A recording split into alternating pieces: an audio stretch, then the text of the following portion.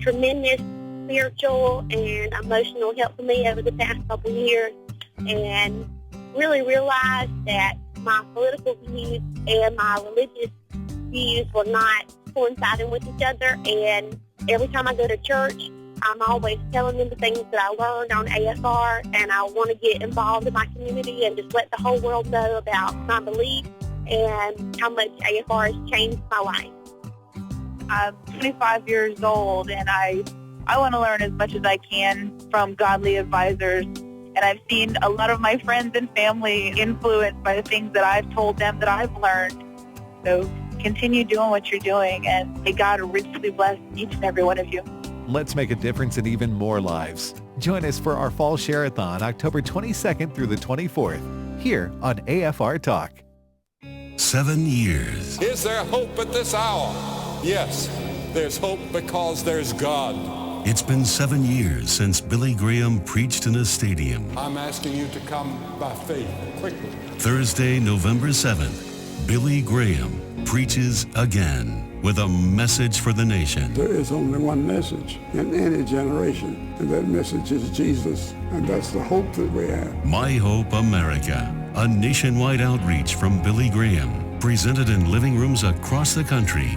Invite friends and family who don't know Jesus to watch Billy Graham's message. Then you can share what Jesus has done in your life and invite them to start a relationship with him. I want us all to say it together. For God so loved the world. Start praying now. Get your church involved and sign up today at myhopewithbillygraham.org. That's myhopewithbillygraham.org.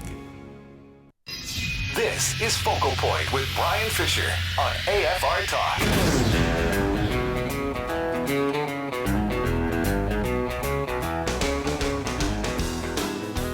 Hi, and welcome back to Focal Point and AFR Talk, this free-for-all Friday edition, casual Friday, as you can see by my attire. And don't forget, if you don't have one of our radio stations in your city, you can always catch us audio and video streaming at afr.net. I'm honored to welcome to our studio with me live and in person Dr. Gina Loudon. She's been a frequent guest on this program, passing through Tupelo. Gina, welcome back to Focal Point with Brian Fisher. This is a big moment for me, Brian Fisher, because you and I have done a lot of work together, but I have never been in your studio, and I have to tell you it's an honor. Well, thank you. It's great to have you here. And for those of you that may have forgotten the last time we had Gina on, she is the host of her own drive time show, the Dr. Gina Show. It's heard in 8 states across the Midwest and the South. She's a regular contributor on Fox News. You see her a lot on Cavuto and Fox Business as well, and is widely credited as being one of the 100 founding members of the Tea Party movement. And so, Gina, it's great to have you here, and it's timely that you're here because we're seeing a lot of discussion now about the role of the Tea Party. Mm-hmm. I've got one poll. I won't take time to go through with it, but talking about the kind of the declining popularity of the Tea Party in some of the polling data, but the skyrocketing ascendancy of Ted Cruz among Tea Partiers. Mm-hmm. So talk to us about that. What's your assessment of where the Tea Party movement is at? We were told last summer it was dead. Yeah. Premature obituary? The interesting thing is that Ted Cruz probably wouldn't be there if it weren't for the Tea Party. And so I think, we don't have to let others define us. I think we, especially in the Christian community and in the constitutional conservative movement, if you will, Brian, are used to having labels put on us. We're used to being marginalized. We're used to being made fun of and ridiculed. I really don't think that has any bearing whatsoever on what our message is. I don't really care what label you put on me. I am almost tired of labels. I'm just really glad if you don't call me establishment. That's the bad word to me. I don't want to be called that because they act like a bunch of buffoons there. And it seems like that's what we're dealing with right now in the Republican Party. You've got the establishment Republicans, mm-hmm. what I call the ruling class Republicans, yes. The elite Republicans, the John McCains, the Lindsey Grahams, the mm-hmm. Karl Roves. And then you've got these young Turks. You've got the Ted Cruzes, you've got the Mike Lees, you've got the Rand Pauls, and the guys that are running with them. I think we even brought Marco Rubio maybe back into mm-hmm. the fold. I think he got singed a little bit on the whole amnesty deal. Yes, he did. So, and I'm thinking back to the days of the American Revolution. The best information I've been able to get, maybe 35% of the colonists in America at the time actually supported the quest for independence. So they didn't even have a majority support, and yet everybody now, oh yeah, I would have been a founding father. I was down with that program. Well, a lot of Americans weren't at the time. So how do you see this playing out? What are the dynamics as we move forward? Because we have some real tension now. You got John McCain calling people like Ted Cruz a wacko bird and all that. So how do you see this playing out as we move forward? We're going to get another showdown here in January. Ted Cruz say, I'm not going to make any promises. I might do the same thing in January that I just got through doing here. Well, I think this is really simple but complicated in its simplicity, Brian, in that we absolutely cannot let them define us. They can say what they want, but we can't become something to try to get them to stop saying it, because haters gonna hate. That's one thing that we know for sure. And so the people, whether it's the establishment GOP or the establishment Democrats that don't like we, the small but vocal minority of folks out there who understand biblical concept, understand constitutional concepts, they are going to continue to say horrible things about us, and they're going to continue to try and paint us as something that we're not. But it can't change our message. And I think one thing that is really important, that if your listeners don't take away anything else I say today, I hope they'll take this. When they start, and they're going to start with the, oh, we have to have a moderate candidate for president. Yeah, how many years in a row have we heard this, Brian? We've had this preached at us. We've had this shoved at us. We've had this sold to us. This time, I'm going to say unequivocally, no. I will not sit down. And I have always been a good party player when it came right down to that line. But this time I've got to say, we have got to stand up for the principles that really do matter. We cannot accept another moderate establishment candidate. And I would submit to you that if we talk about platform issues of values, issues of honor, my book is about the concept of honor. If we talk about those things, those are heart issues. You see, the general public has been told that we don't have any heart, that all the heart exists over on the Obama side. Well, I think people are going to find out about Obama's heart and the rest of them as this whole Obamacare thing plays out, and things aren't so sweet as the bill of goods that they were originally sold. Speaking of heart, Gina, reminds me of a story that I printed out. It's actually a column. I think it was on the Huffington Post. I don't know where I lost it now, but the point of the article was, what if Dick Cheney's first heart attack had killed him? Because he's had 5 heart attacks. He had the first one in 1978. And this is on Gawker is where it was, Gawker.com. How would American history be different if Dick Cheney had just died when he had the first heart attack? And basically it goes on to say, well, we never would have gone into Iraq. Never would have gone into Afghanistan because George Bush wouldn't have been smart enough to figure out we needed to do that. And so there'd be 300,000 people alive today. So basically he's saying, because Dick Cheney survived a heart attack, 300,000 people are dead. Dick Cheney surviving a heart attack led to the death of 300,000 people. And yet they've got the nerve to accuse us of being the haters and the people that don't have a heart and lack compassion.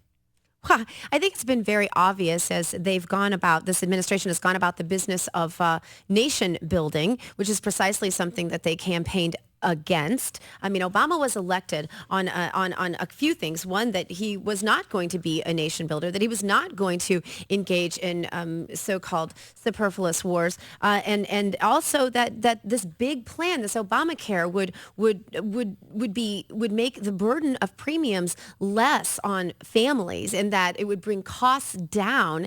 And yet we've seen precisely the opposite thing happening, and especially for young people who, by the way, you hear all the time that young people's premiums are going to increase under Obamacare, but $6.7 trillion being spent on Obamacare as well, really for something that is it would be an absolute miracle if it doesn't collapse in on itself, because it's so dependent on the young and healthy in the pool being the ones to support the older people. So I think when you really take a big look at the hypocrisy that's out there, you need really look no further than about the last few years and this administration. There is a huge dose of hypocrisy. And I think if Republicans and conservatives in general, I really hate party labels at this point, but if conservatives in general who understand these fundamental truths can just point to them again and again and not stop and never be shy, I think that our message will transcend with the American people as these lies become so obvious as this whole thing unfolds. You know, Sam Adams, I don't have the exact quote in front of me. I don't have it from memory, but he said, you know, it really doesn't take a majority to affect significant cultural change. It just takes a committed but vocal and determined minority. It's kind of like a pebble in your shoe. It's not very big, but after a while, you have got to deal with that. You can't just kind of ignore that. And I'm wondering, Gina, looking ahead, this Obamacare rollout, I've got a whole stack of stuff on the epic, historic, gargantuan failure that Obamacare already is. And it's going to be worse as we get to January 1, the official rollout date.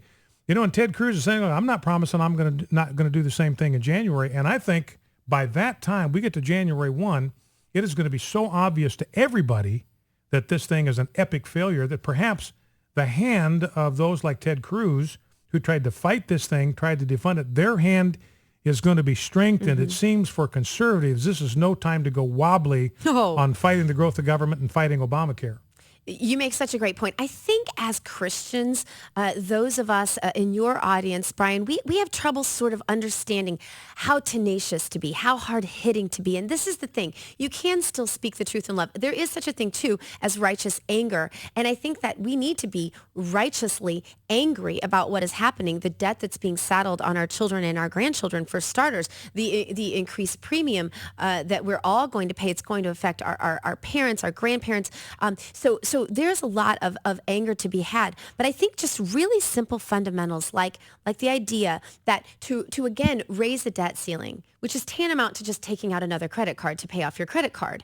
We all know that if you take out a credit card to pay off your credit card, you're not doing anything for your credit standing. The best way to improve your credit standing is to pay off your credit card or pay down your credit card. And so when you look at just really simple things like that, and you take time to love on your, I always think of my hairstylist in the beauty salon, who oftentimes is sort of a low information voter, maybe just doesn't pay a lot of attention to politics, doesn't have a lot of time for it.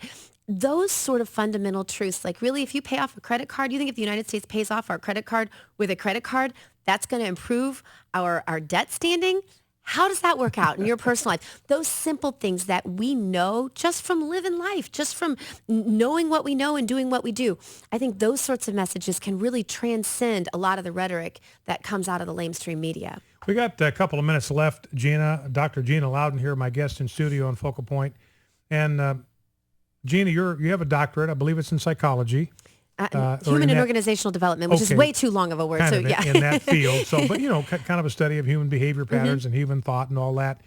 So kind of from putting that hat on for a second and kind of using your training to evaluate some of the psychological and personal and human dynamics that we're watching play out right now in D.C. What do you observe? A couple of things. One, yes, they are all narcissists in answer to your question. And so how do you then deal with a narcissist, and I'm talking about the elite in Washington, D.C., who have an addiction to power and money, and in some cases even fame, and in some cases also, sexual power that they can use their office for. So there are a lot of things that we are battling with these people. Again, I think I would encourage your listeners in particular to be very involved in social media and spreading the word. And even if they don't feel qualified, you don't have to be Brian Fisher to understand what I was saying earlier about credit cards, for example. You don't have to be an analyst or a pundit or a radio talk show host to explain what you do understand and to do that in a public way. We're all sort of little reporters at this point with social media. And a lot of conservatives, they're very leery. They're worried about privacy issues. Let me assure you, your privacy issues are in a lot more danger if you don't engage in social media than if you do. How about the government in your exam room, your medical exam room? That's pretty much an invasion of privacy. So I would encourage that. But I would also say to keep hope.